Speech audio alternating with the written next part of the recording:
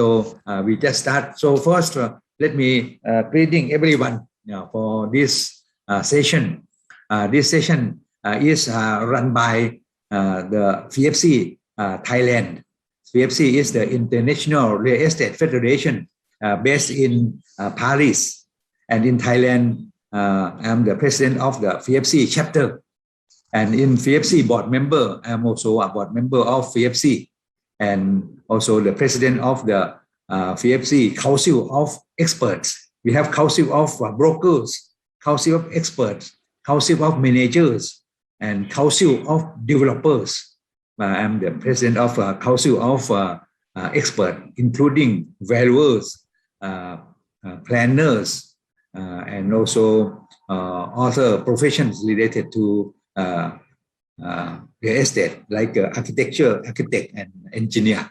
So these are our FFC. FFC has been here for over 70 years already.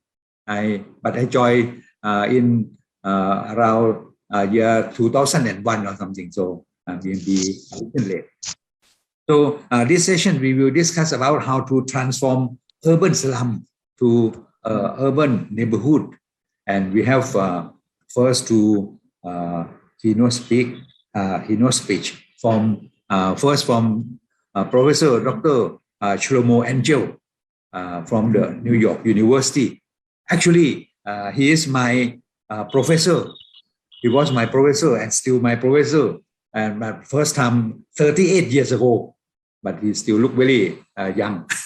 But I'm old now, and also now still very active in slums and urban development and many other related fields. So maybe Professor Angel, you may kindly introduce yourself and start your session, please. Thank you, Kun Sopon. I'm very glad to be here and to make a presentation. I'll share my screen. Hold on one second.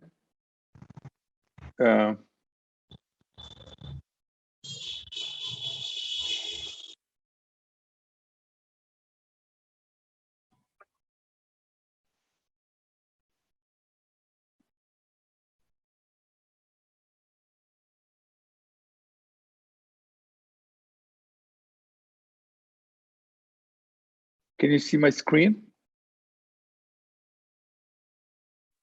Yes, sir. We can see. Okay. I see. Thank you. I'll talk to you today about how to transform urban slums into urban neighborhoods, a topic which is close to my heart. The word slum has 170 years history. It is generally a derogatory word with negative connotation. A London priest defined it in 1850 as follows. Close under the Abbey of Westminster, they lie concealed labyrinths of lanes and potty and alleys and slums, nests of ignorance, vice, depravity, and crime, as well as squalor, wretchedness, and disease, whose atmosphere is typhus, whose ventilation is cholera, in which swarms of huge and almost countless population, nominally at least Catholic, haunts of filth which no sewage committee can reach, dark corners which no lighting board can brighten. The word slum has been applied to a host of different settlement types which have different names in different countries. Among them, sorry, I have to, oh, sorry, here. Among them, Shantytown, Favela, Gesekondu, Skid Row, Barrio, Bidonville, Tegurio, Ghetto, Barrio Marginal, and Barriada, to name a few. There's very little in common among these different settlement types. Typically, they house poor people. Sometimes their structures are rudimentary and sometimes not. Sometimes they are overcrowded and sometimes not. Sometimes they do not have proper infrastructure or secure tenure. There are myriad ways to transform slums into urban neighborhoods, and I will dwell on some of them today by way of examples. The first important way to transform slums into urban neighborhoods is to simply stop using the word slum. I know very few people who refer to their own neighborhood as a slum. Other people may brand it as a slum, but they don't.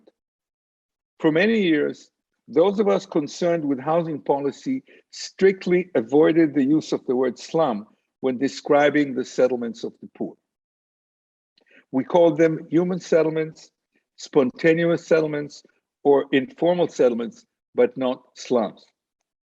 UN Habitat made a big mistake, and I told them so in no uncertain terms when they issued a report titled The Challenge of Slums, Global Report on Human Settlements in 2003.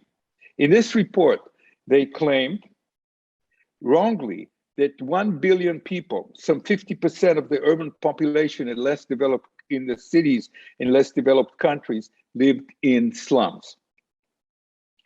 And if no serious action is taken, they warned, the number of slum dwellers worldwide is projected to rise over the next 30 years, i.e. by 2030, to about 2 billion. They have been retreating from these numbers ever since.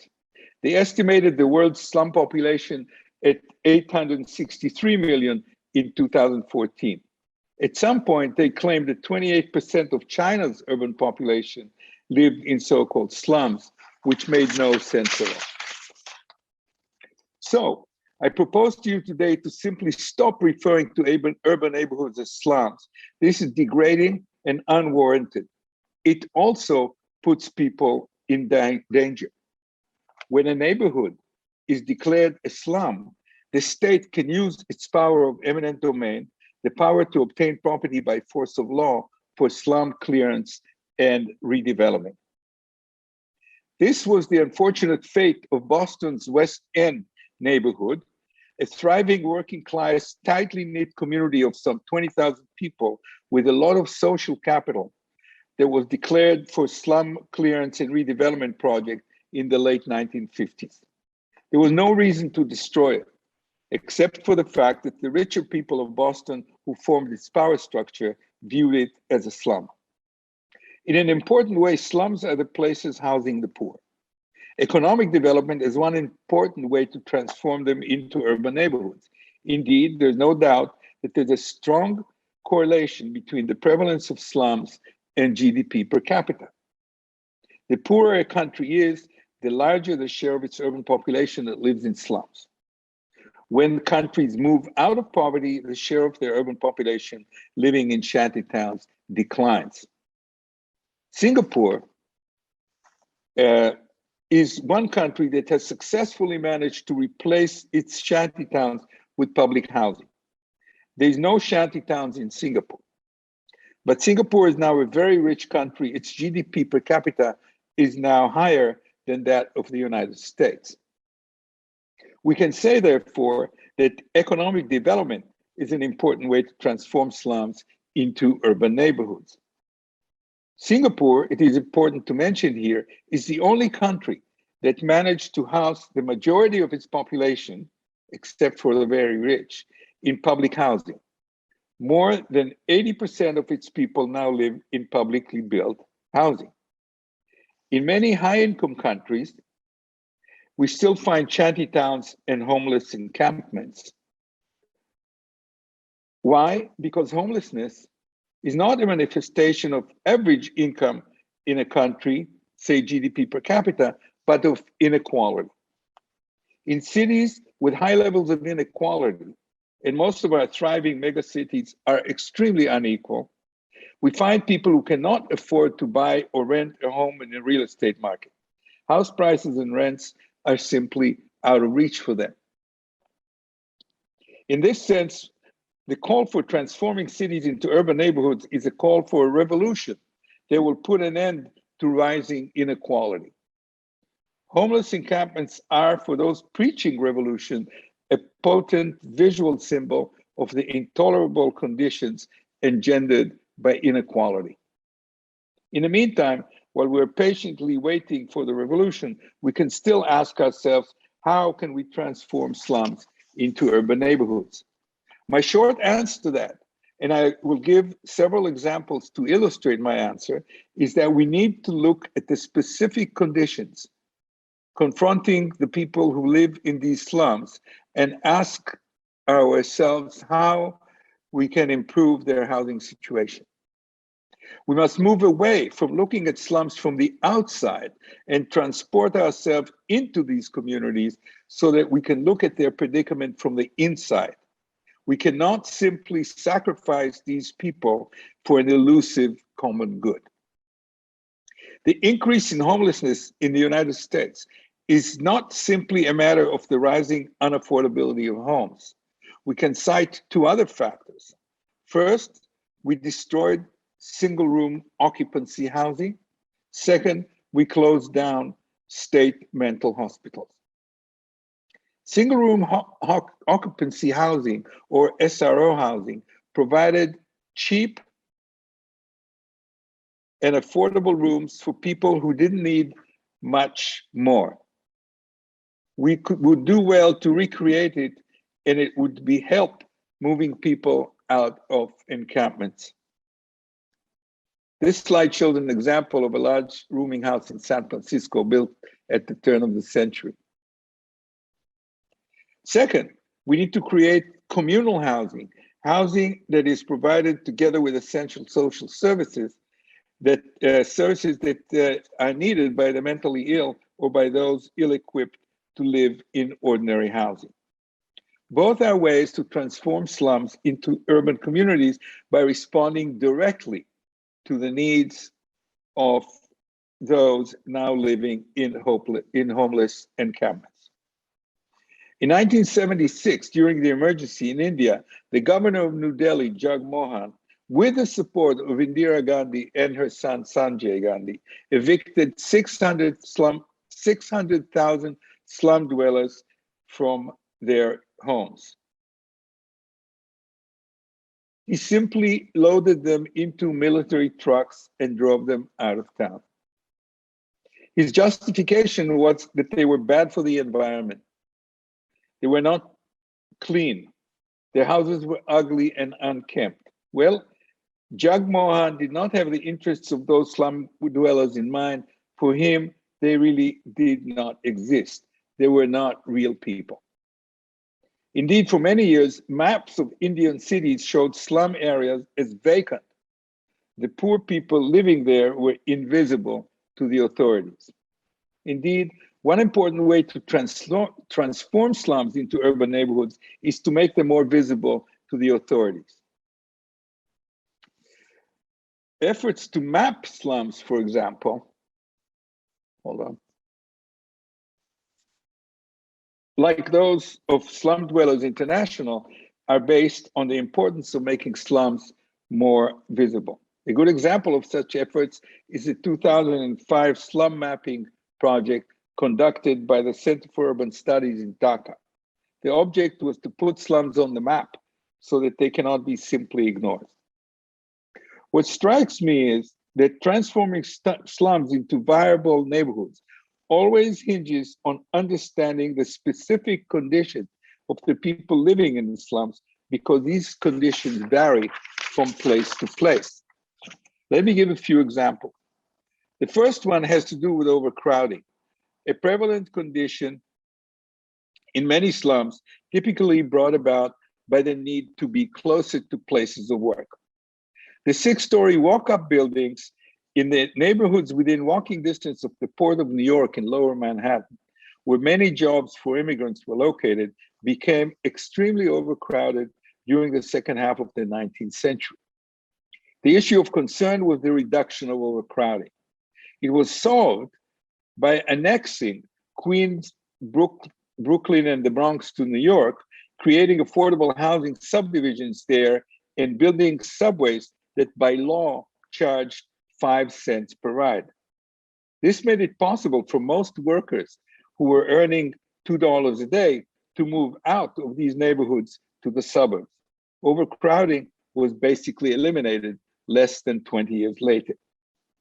Overcrowding is still prevalent today in Kinshasa, the capital of the Democratic Republic of the Congo, but the problem there is different. Most of the city is built with single-story housing. The problem there, it seems, is a financial one.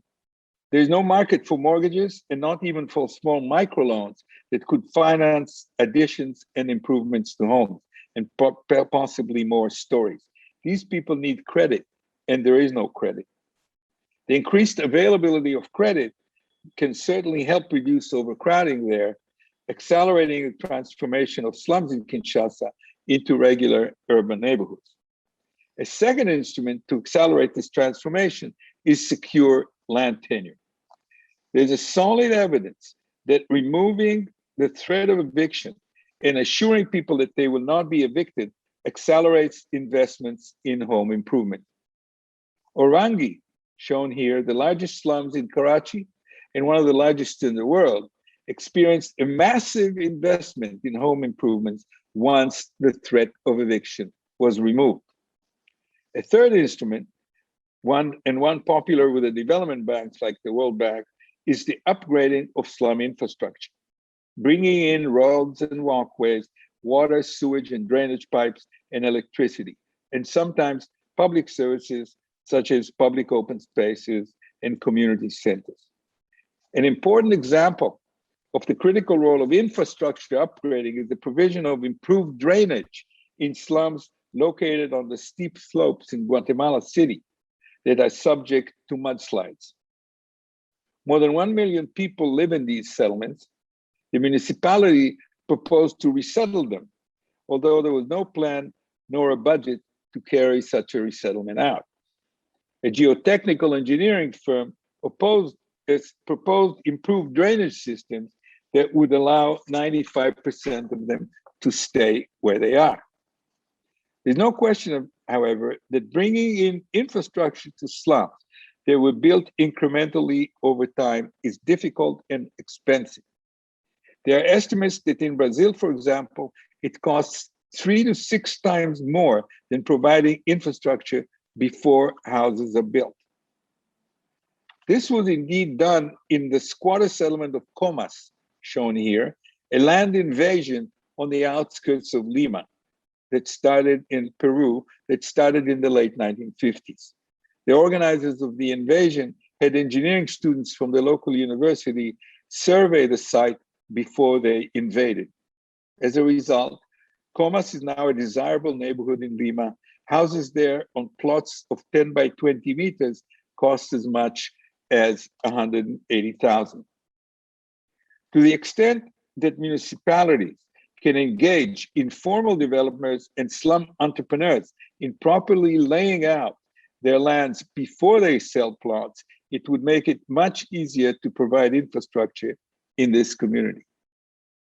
This will make it easier for such communities to transform into regular urban neighborhoods.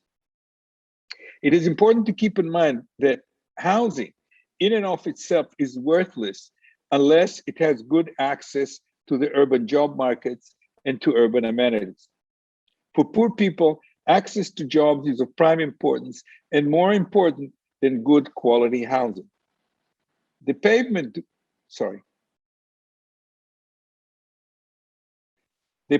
dwellers in Indian cities often have adequate housing, but it is too far from their jobs.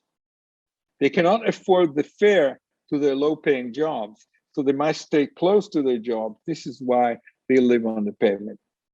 For such people, the 5-cent fare instituted in New York for the subways at the turn of the 20th century would be the proper solution for their slum existence. Building good housing, good standard housing, away from the urban job market is no help to people who need to be close to their jobs. The Housing Finance Organization of Mexico, Infonavit, built housing throughout the country with an emphasis on ensuring that houses were of an adequate standard. Professor, But, it is 20 minutes already. Sorry, sir. Yes, I'm going to be finished soon. Yes, sir. Right? Thank you.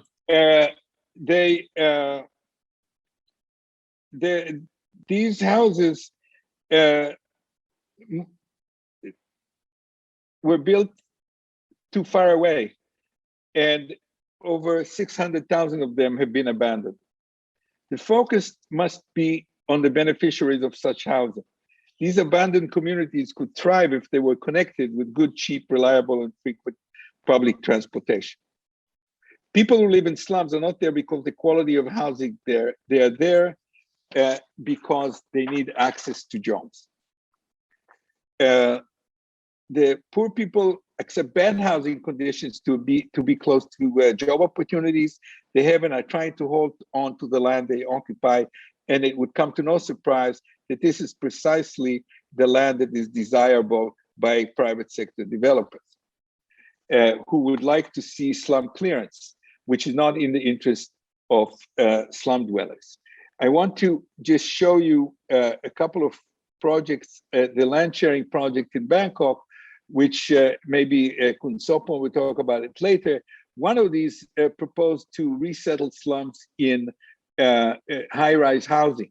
But the problem with high-rise housing is that it doesn't take care of the jobs in these slums, the industry in these slums. You see, for example, here in Dharavi, the largest slums in Mumbai, that there is an incredible amount of industry that is not being taken care of when we rehouse people in high-rise housing. Another element, and the last example that I gave, is making these communities safe. Making these communities safe makes them a lot more valuable.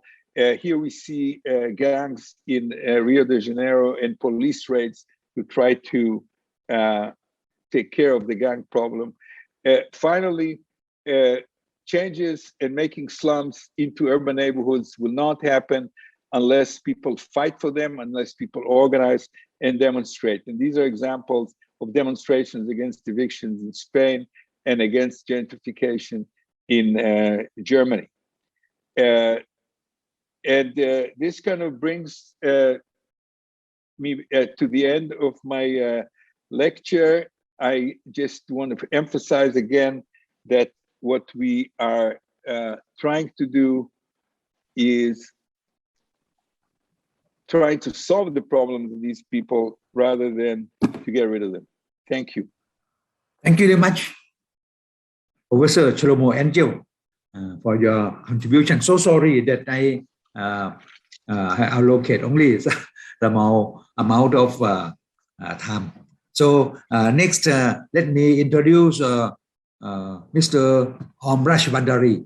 Dr. Hombresh Bhandari is one of the largest developers in Nepal, and he has been contributing a lot for the society and also helping upgrading slums in the inner city area in the hub of the central business district, the hub of Kathmandu. And he has been really successful in developing housing for middle income group, low income group, and high income group as well. So let us listen to Dr. Hombresh Bhandari from Kathmandu, Nepal.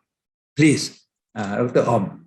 Yeah, thank you very much, Dr. Sapwan. And once again, thank you very much for inviting me as a speaker for today's webinar on transformation, for transferring urban slums into the urban neighborhood, which is a very, very important session, especially for the Kathmandu itself. So as Dr. Sapwan introduced me earlier, that I'm Hombresh Bhandari. I am an executive chairman for this Brihat Investment, Brihat Group. I am involved with the Nepal Land and Housing Developer Associations too, as well as I was the Urban Development Committee chairpersons in a Federation of Nepali Chamber Commerce of Industry. So I have been working with many institutions in multiple ways, but this is a very, very important subject for the Kathmandu too, the transforming urban slums into the urban neighborhood.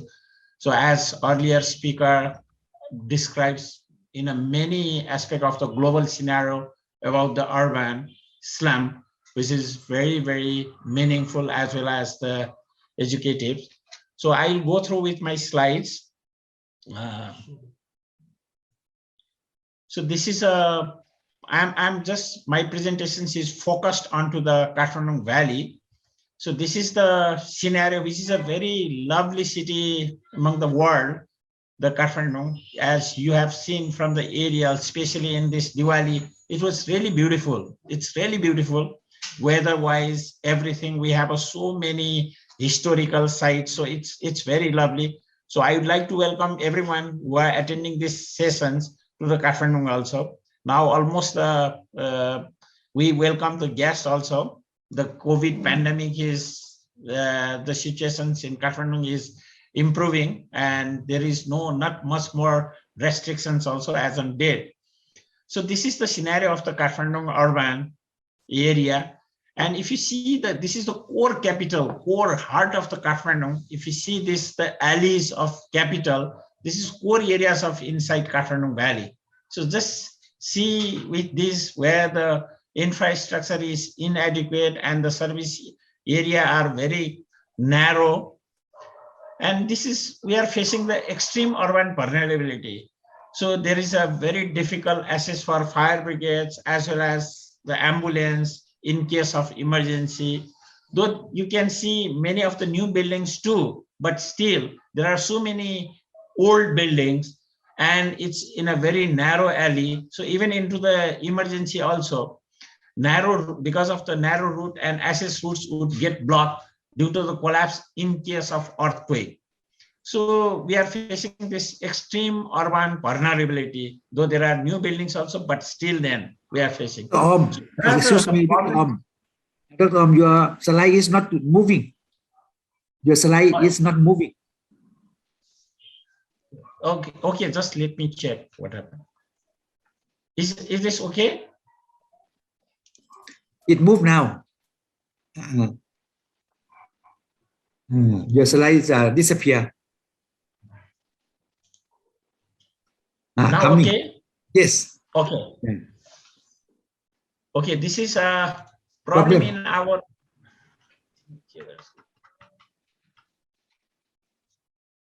So problem in our city core area is, number one, it's very dense settlement, very, very dense settlement. It is one of the highest in South Asia. And it's highly vulnerable buildings without possibility of seismic retrofitting. And another is poor accessibility, especially for emergency services, inadequate infrastructure, and most important is underutilized economic potentials. Same way, there are so many historic heritage which are at high risk due to the seismic as well as the fire hazards. And excuse me, sir. Excuse me, you may have to go to slide number 7 or something. Slide number 7. Yeah. Yes.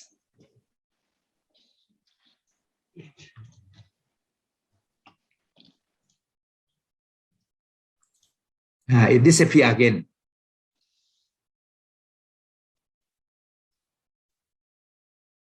Your slide disappear again.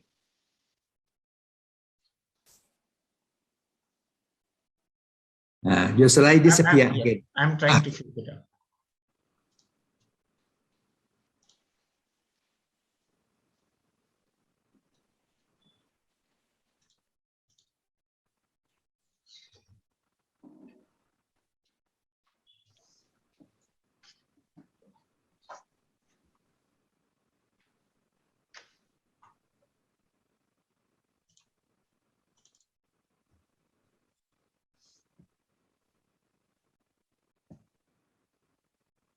Now we have 34 participants. Thank you for coming.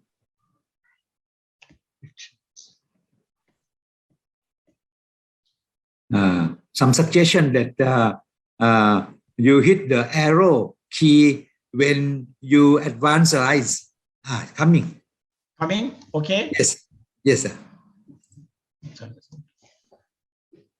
Now on page 7, you may go to page 8. Page 8. I don't know what's. Yes, page 8 now. This is a problem in your city. Oh. This is a problem in our city core area. One is its historic heritage at high risk due to the seismic and fire hazards, and also due to the current trend of building repair. So it's more important is it's degenerating the economic activities. So if we could not address properly on time, then Kathmandu, the beautiful city, will convert into the slum capital of the world. So that's the main problem that we are facing these days. Next.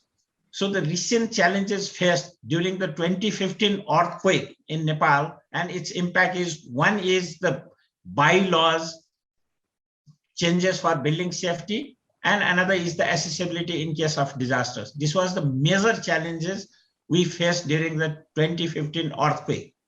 And recently with this COVID-19, its impact is, first is health, and second is importance of health, well-ventilated homes, and another is economic sustainability, because there was no transportations during that time. So people, the small entrepreneurs, they cannot commute. So their importance is that they need to do their business into the core city area. So for this area, they could not survive even. One is the restrictions of the commute, and second is that they could not do their day-to-day business. So they are deprived of getting their incomes too.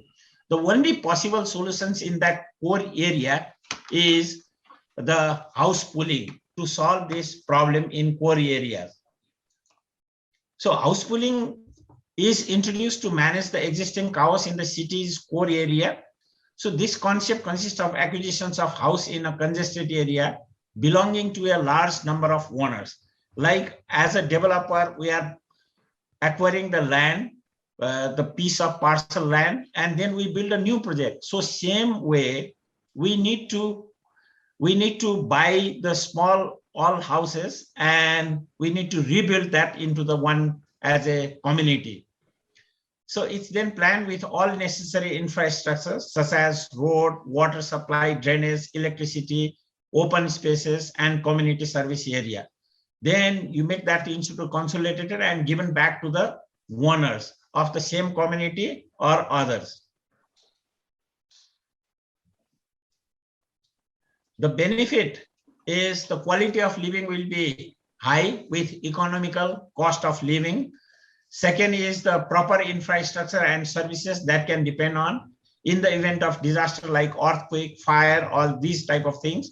And another is we can make this town as a aesthetically beautiful too.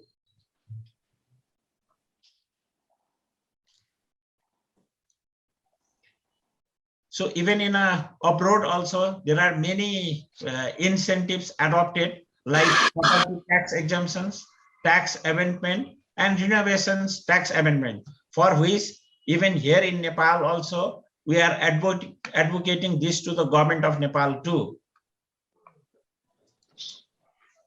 So what should be the role of government? One is legal acquisition of land, one first, foremost. Second is infrastructure development like drainage system, access road, water supply, etc. That has to be done by the government. Government should take the lead. And third is ease in ownership transfer, because we Nepalese community, we believe on ownership. So once we get our property in our own name, we feel very safe.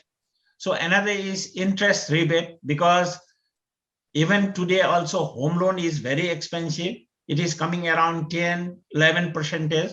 So for these type of things, the government should impose an interest. There should be a rebate on interest. And another is the property tax also. Like these days, when you transfer, the registration fee is 5%. So in this type of project, it should be low. And as far as the private sector is concerned, the private sector's involvement should be the one is the capital investment. Second, they should do the constructions. And third is the community formations. These roles should be taken care by the private sector. And how you can implement this is, in our opinion, the first step is that identifications of the area and community formations, because community has a great role on this. Otherwise, it will be very difficult to acquisitions of land. So second is valuation of land and building. Then third, only you can do the planning and design according to the bylaws and all these open spaces, adequate infrastructure, services, all facilities. Then finally, we can do the constructions as required. And the pricing may differ for the stakeholders. So one is the community stakeholders, and second is the people within the same locality. Because here we are not only talking about the tangible heritage, we are talking about the intangible heritage too. Because the people of one community living in that area, if we transfer them into the another area, so another type of people will come, which they might not be interested to continue the intangible heritage. So to maintain the tangible as well as intangible heritage, we need to give the product to same locality, same community of that area. So as per the time, the prices may vary also. The developers will get the profit out of the additional par or something like that. And products should be of the mixed design, residential, commercial. So we just recently come up with one project, which is very interesting. So I'll go through with that project too.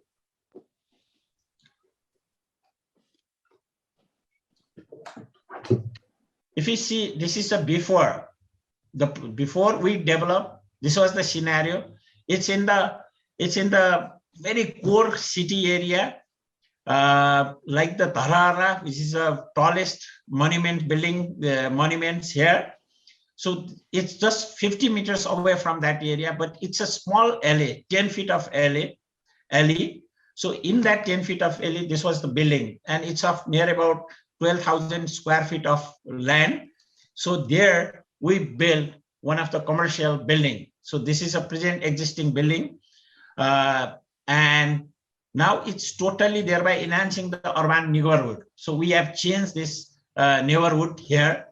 Danif Home is one brand, which is now we are having here in the same building. So after this building was made, the whole neighborhood, which previously was a small dark alley, now converted into the urban commercial hub. So many commercial bigger ventures are now coming in that area. So it's totally changed now. One is this, and on the same area, we have another project. You can see this. It's a new modern apartment block built in the core area of Kathmandu, thereby enhancing the urban neighborhood. So just within the premises of the commercial block, luxury living redefined in the core area of the valley. So if you see the prices before we built this project, that time the prices is around $125 per square feet. Now the price has gone up, minimum 300 rupees, $300 per square feet, land only. When you develop the projects, you will get additional benefit of the project also. So just before and after, that small alley has converted into the urban neighborhood, highly commercial. These are some of the photographs of that project, Tarara apartment. This is the entrance area, and we have a beautiful mock-up. It's a 2-bedroom apartment. This is a drawing room, and this is also a drawing room. And this is kitchen cum dining. This is 1 bedroom, and we have another bedroom too. So the conclusion is that with all these underlying steps, we can surely enhance quality of life in the core area and prevent it from being urban slums. So accessibility in case of disaster will be a major achievement, along with sustainability and economic regeneration. So this is the example only. So by doing these type of projects in a city core area, we can change and we can make as a beautiful, aesthetically beautiful Kathmandu Valley. So the urban slum into the urban neighborhood is the transforming process. This is the example of Kathmandu. So I conclude my presentations here. If you have any questions, then just please let me know. Thank you. Thank you, Dr. Sapwan. Thank you very much. Terima kasih. Also very knowledgeable and very great indeed. So these are some information. If you need to know more, I will send the contact of my professor Shlomo Angel and Dr. Om to everyone, including the files. So your presentation of both of you can be kindly sent to me so that I will send to all the participants, including the YouTube and also this Facebook Live and Zoom. Okay, so now it will be my turn. So let me just share my screen.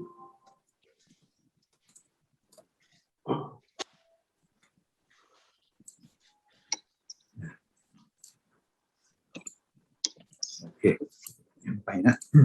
So now this is my short presentation. This is slum in Uganda. When I went there to teach valuation, I also try to study slum in this city as well. And this is myself. I am the president of the FFC Thai, as well as the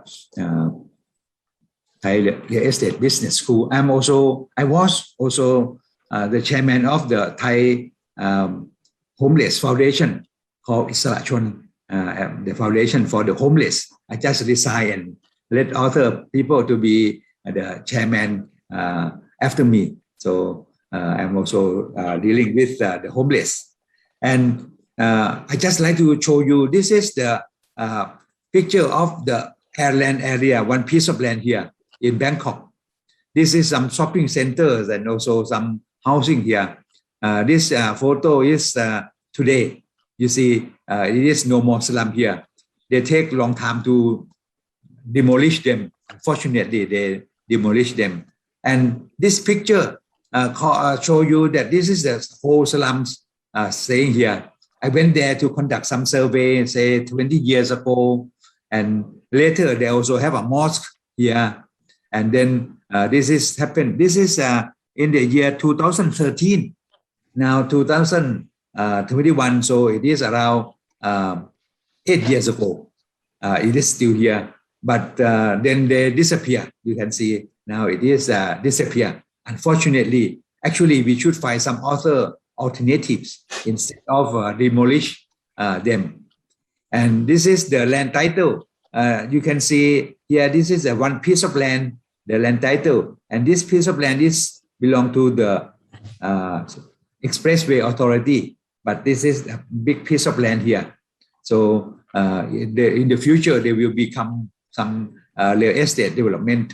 So this is the case that I'd like to present to you. I have some calculation for your for this presentation, but this is in PowerPoint, so it may be you cannot be visualized clearly. So let me put it to this.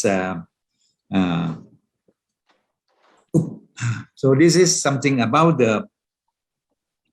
Okay, so this is something about the presentation. I hope you can see this. Yeah, you can see this land area is around 25,600 square meters. This is the approximate size, approximately the size of this slum, 25,000. So it will be around 2.5 hectare, around 2.5 hectare. But to be exact, it is 25,600. And the land price per square meter in US dollar today, it is 12,500 US dollar. So this is the case of this slum today. It is quite expensive. And the total land value now, because it is vacant, it is around 320 million US dollar. This is a big amount of money. And the total number of housing units here before the demolition is around 300 housing units. There may be some sublet of rooms in the big house, and then they may sublet. That may be another story. But for the structures, there are around 300 housing units there. And the monthly rent per unit is around $333 per month. This is quite a big amount of money because one house may be sublet to 1 or 2 or 3 housing units. So it can be around $333 US dollar per month. And the total annual rent, it is around 1.2 million US dollar, 1.2 million US dollar. And this is the annual rent. And we know that the value of a property is the annual rent divided by the capitalization rate is 5%, approximately 5%. This 1.2 million US dollar, we do not subtract any expenses. We said it may be net income. There may be some collection fee or maybe some other management fee, but in slum there should be not much. So we just say that 1.2 million US dollar is the gross, and also the net income. So we use the net income divided by the capitalization rate of 5%. Nowadays, the capitalization rate for apartments may be around 5-6%. So we make this 5%. So actually, you can see that the slums that I just showed you, 300 units, they can be the value can be only 24 million only. If it is kept to be slums, and if we suppose that this slum is a squatter settlement, it is not illegal, it is not legal slum, it is a squatter settlements. In this case of the squatter settlements, they have no security of land tenure. But if we assume that they can stay there forever, we just use the net income 1.2 million divided by 5%, it may be 24 million. By the way, every year there may be some growth of the net income. So in this case, the total value may be a little more than 24 million, but maybe around 30 million. But we just assume to be 24 million. So if this piece of land is slum only, the value will be only 24 million because they cannot do anything else. They cannot densify, they cannot earn more money because these makeshift dwellings, the rent should be very low. So only 24 million. But actually, the total land value alone is around 320 million. So this means that the excess value beyond slums will be 296. So when they demolish slum, they can realize this 320 million US dollar. But if they do not demolish them, that piece of land with makeshift dwellings may have only the value of 24 million. That is why there are some developers, they are not there to buy this piece of land and demolish and also evict these people. Some of them may hire some gunmen or military men or police power to demolish or to chase them away. So that is the problem. So this is just to show you that if it was slum, will be only 24 million US dollar for the whole community. They cannot because they have no alternative use. They just use it for slums, very low value. But if they can be converted to do something else, it will be 320 million. So this is a really big difference. And this big difference will be able to do something. you can see that then on line number 15, I said that if we share 15% of this piece of land is around 25,600 square meters. If we share 15% of them for slum people, so that we will densify them to stay in vertical buildings. 15% is around 3,840 square meters. In this case, if we build on the floor area ratio of 4:1, say the land is 3,840 square meters, we can build 4 times more. We can build 10 times more. But for slums, we should not build too high, because they may be too costly for the electricity, for the lift, the escalator or something. So we said only 4 times of the land. So we will build around 15,360 square meters. And if you can build 15,360 square meters, we said that the lettable area will be only 70%. 70%. We cannot use the whole building because some may be common area, staircases, and something else. So it will be around only 70%. So the net lettable area will be around 10,752. You see this 10,752 square meters, and the size per family will be around 36 square meters.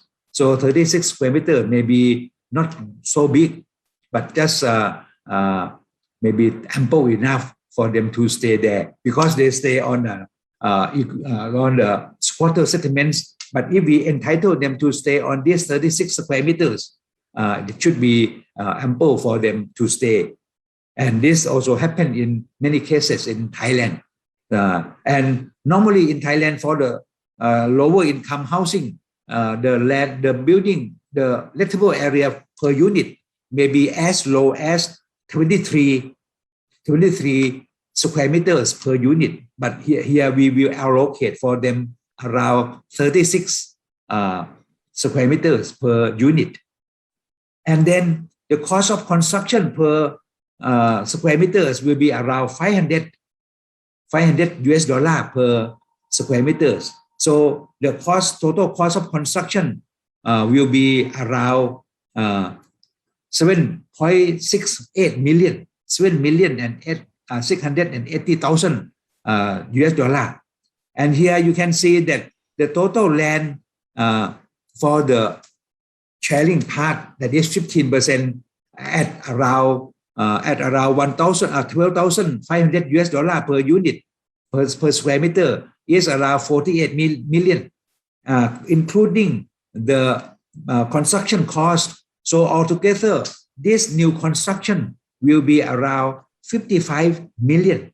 We should invest this 55 million on the proportion of land of around 15%, so that the rest 85% will be for some other uses. So altogether, we can see that we have to invest 55 million.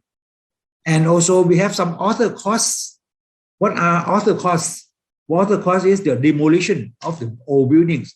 We have to demolish. Say one unit will be around $2,000 US to demolish, so that to pave way for the new construction. So the demolition cost will be 600,000 because we have 300 units. And then we have to have temporary relocation for 2 years. The construction may last 2 years. So we have to move them to rent in a rental quarters or somewhere. And that is around 10,000 $333 US per month per units. And this is around another 2.4 million. So the final estimate is that the value of the land left is 261. This is the value after sharing. You can see altogether it is 320 million, right? 320 million. We minus what we minus this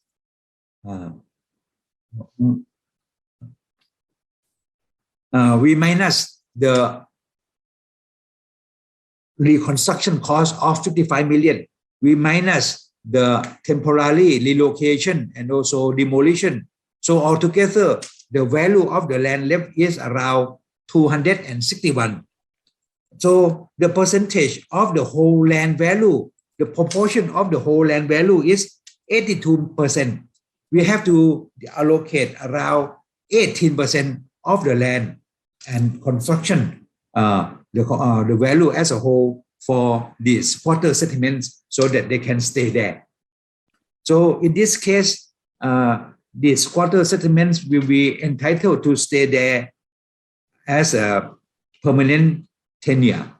However, one problem that occurs is that normally when we allocate them the house, they may sublet or maybe they may rent the house for other people and they take the money and go away.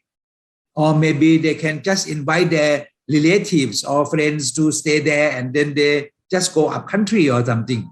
So in this case, we may have to have some regulation that you are entitled to stay there forever. But whenever you want to stay, buy a house in an open market, you want to buy a townhouse, you want to buy a detached house or bungalow house, or you want to buy a better condominiums, a better owner-occupied apartments outside this community, you have to cancel your right so that other people can come, or maybe the owners may just take over for their employees or something. If you are better off, you are welcome to leave, but you cannot sublet, you cannot give away to other people, or you cannot lease it out to any other people. So this will be able to solve this problem that occurred reiteratedly in the past. And then one thing I like to show you is that this is the alternative development for the rest of the land. The alternative development, you can say that the land left is only 21,760 square meters. Say if the floor area ratio is 10, if we can build commercially 10 times. So this is the total buildable area is around 217,000 square meters. But the percentage of lettable area is only 60%. It is not 70% because this is commercial, maybe like cities condominiums, city owner-occupied apartments for the middle income or higher middle income group or anything. So the total lettable area is around 130,000 because another 40% should be for common areas. And the price per square meters is around 6,000 per square meters because it is located in the hub of the city. So the value of the development is 783. You see, if we can allocate some part of land for them, and then this plan of around 300 million can make around 783 million return. In this case, the developer may allocate some funds or something for the slum people so that they can stay maybe in a better life, or maybe some scholarships or something, some fund for them, maybe allocate some 50 million or something. That is the thing that for negotiation. And if they can make the money 783 million today, if it is today around 783 million, you can see that the taxation, the tax for the nation as a whole, how much they can earn they can contribute to the society. You can see that the annual property tax, say if in the case of USA, on the average, you have to pay property tax around 1.5% per annum. For in the case of depending on the property value. Say in this case, I just assume to be only 1% at around 5% capitalization rate.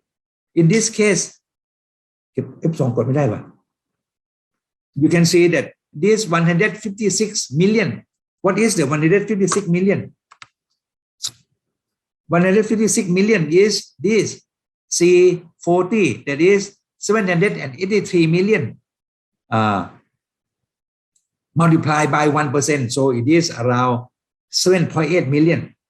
And then we divided by 5%. So this will become the property tax that can accrue for the whole period is around 156 million for the nation, or at least for the municipality in particular. Say if in the case of Bangkok, this amount of money, 156 million, is the money that we can earn out of the development of 783 million. So the local authorities or the municipalities or the government can earn this money. Another tax that can get is the capital gain tax. Say if in the case of 70 years, in the next 70 years, if this property is sold for 300%. So the capital gain is mean that they will get around 2 times, because 783 million is the beginning price, but in the next 20 years it may become 3 times. So around 14 million. This 1,014 billion. Yeah, 1.4 billion. Yeah, this 1.4 billion they may be charged for 20%. 20% of that is around 118. You see, this is the figure came from 118. Here, I just show you the formula here. 118 million will be from the capital gain tax if in the future they sell it soon or later, if they have to sell it. Or there may be some other tax, like in London, there may be many other tax, income from rent or something. But in this case, just 2 major tax. If we have these 2 major tax for these commercial properties, this is not really commercial, but maybe like a higher middle income owner occupied apartments. So in this case, this is the tax that they can get together. So altogether, it may be around 260 million, 270 million tax that can be acquired from this piece of land, if in the case that they develop to be like a high price walk-up apartment or high price or owner-occupied apartments. But at least you can see that at the beginning we can materialize this because we unlock the use of land. Formerly, the land use here is just only for slum development. They may be in the future, they may densify, sublet smaller rooms for people, but the money that earned will be very low because it is substandard housing. Many people who stay in slums, they also like to move out of the slums because they want their children to get better off or something in the future. So in this case, if it is slum, the value will be really low because they cannot earn anything. But if we can unlock the potential to do for commercial development, and if we allocate say 15% or 20% of the land allocated for commercial development, in this case we can do something better. So this means that we can still keep slum people to stay there. They have no need to move away, except for those who really want money to move away. But we don't want them to move away because their children, their jobs may be just around there. So they just stay there.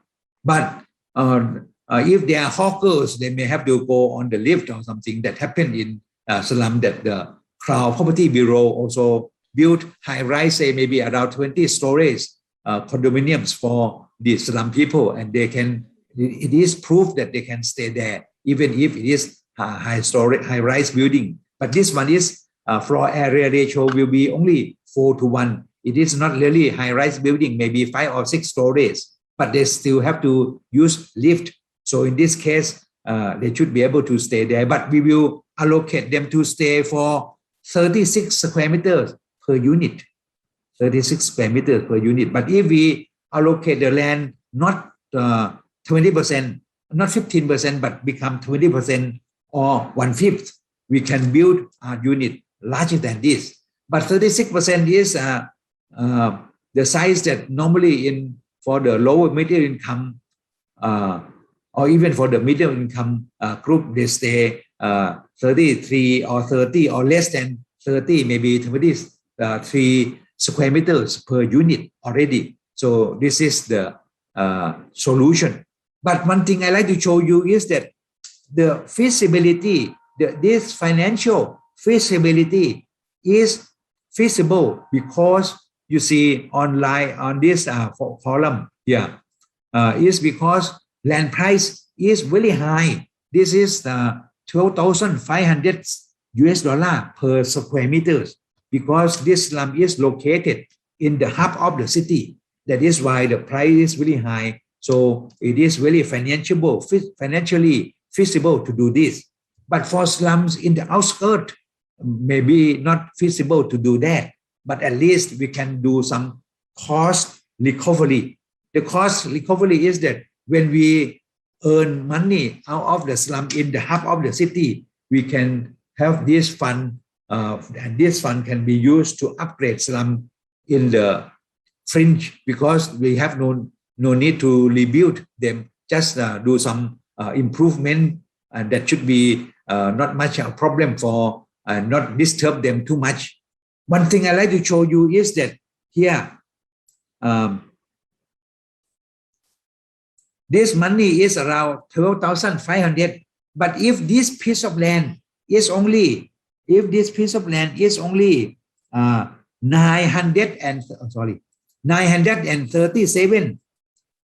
If this piece of land is worth only, let me just push.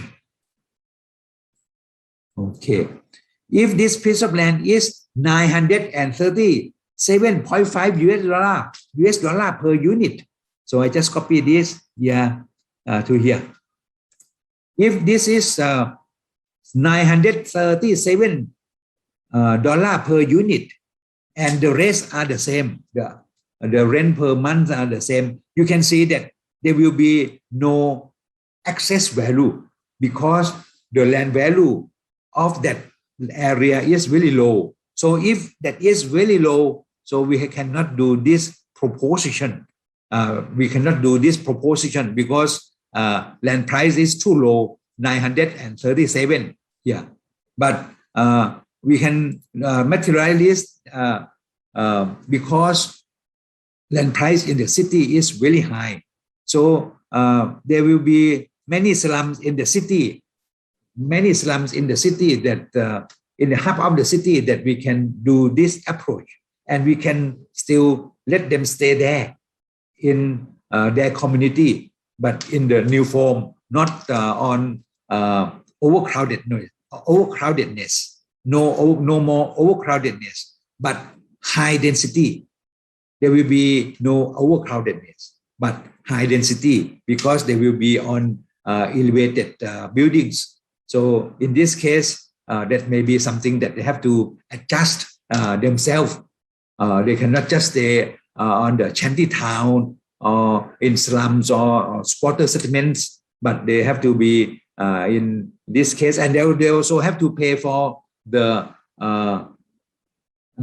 maintenance fee.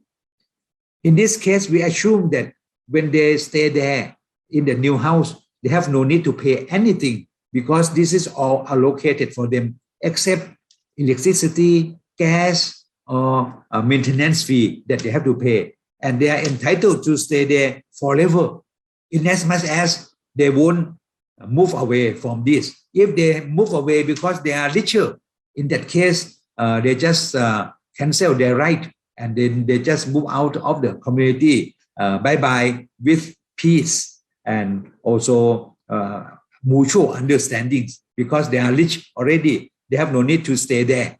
Maybe these projects, the units left can accommodate other low-income people to stay. So this is the proposition for me here. So this is what I just to show you, and this is just to show you that I went to Mother Teresa Tom some times ago in the past to pay respect to him, to her, sorry, and she has been very grateful and very helpful for Slum people, but their community still stay there because they have no money. I saw some of our participants here said that if we have money, we can help solve this problem. But we have money and no corruption. But have money and corruption, it won't help either. So this is some proposition. If there is any, Miss Cherry said that maintenance has to be factored in. Yes, that is, and otherwise things will be deteriorated into crime, perhaps using a factor amount for baseline. This should be, and we also can hire volunteer from the community. If we have a community of 300 households, we may hire at least 2 security guards. I mean, for security, there will be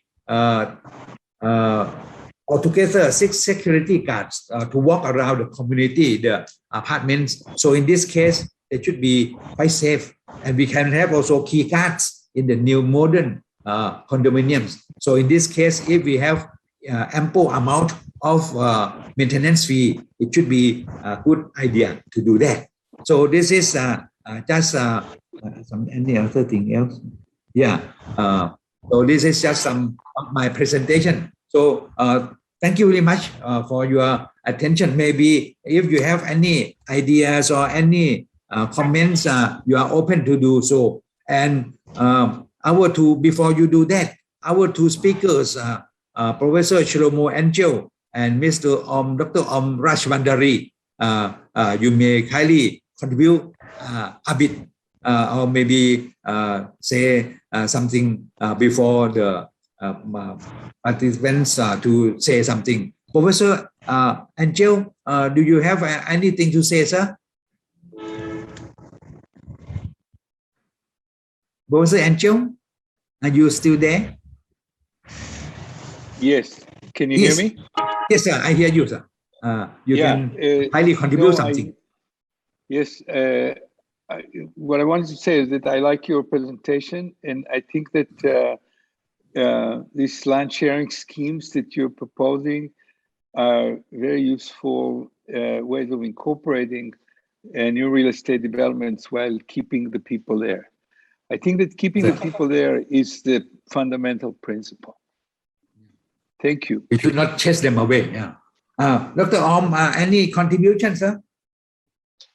Thank you very much. It was a wonderful session, and it's very learning sessions too from both of you, from Professor Sophalamangal as well as from you too. And I have shared my presentations to you, so you can share to the participants also regarding that presentation. So any informations on the slum improvement to the good neighborhood from the participants also will be highly appreciated, so that we can improve our own cities and further into the world. Thank you. Thank you, Dr. Sapon. You're welcome, sir. Thank you very much. Anyone would like to say something, sir? Madam? You can raise your hand. Now, Professor Angel, maybe you can kindly send your slide to me too, so that I can just share to our colleagues, and also you may put your email so that people can contact you, because you are the greatest expert in housing so far as I know, because you are my professor. Okay, I will do that. I'll just do it right now. Okay, yeah. So send it to my email, sir. Okay, okay. Yes, since there is no other contribution, so I may have to end this session, because now it is 8:14. Normally I slept at around 8:30. because I got up a little earlier at around 4 o'clock, 3 o'clock or 4 o'clock in the morning. Okay, so thank you everyone to come to this session, and then I hope that in tomorrow or day after tomorrow, I will send all these files and presentation, and also put this into YouTube so that you can see it more easier, and so that I can cut the first part that is just only the beginning, that I did not talk anything because I want to have some preparation. So after we do some remedy or something, we will send to you as soon as possible. So let me thank Professor Shlomo Angel and Dr. Hombresh Bhandari for today's session, and as well as all of us here. Thank you very much. Good night and good morning to Professor Angel. Now you are at around 6 o'clock in California. Yeah, thank you. Bye bye, sir. Thank you. Bye bye. Take care. Bye bye, sir.